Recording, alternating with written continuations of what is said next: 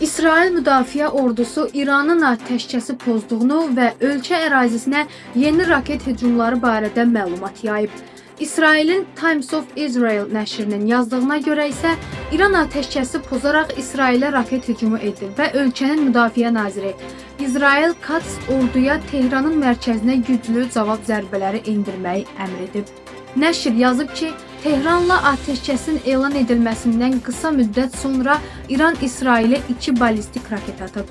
Öz növbəsində İranın Xarici İşlər Naziri Abbas Araqçı özünün X sosial şəbəkə hesabında qeyd edib ki, müharibəni başlayan İsraildir, İran deyil. Hazırda ateşkəs və ya hərbi əməliyyatların dayandırılması ilə bağlı heç bir razılaşma mövcud deyil. Lakin əgər İsrail rejimi İran xalqına qarşı qanunsuz təcavüzünü Tehran vaxtı ilə səhər saat 4:00-a qədər dayandırarsa, bundan sonra cavab tədbirlərimizi davam etdirmək niyyətində deyilik. Hərbi əməliyyatların dayandırılması ilə bağlı yekun qərar sonradan veriləcək.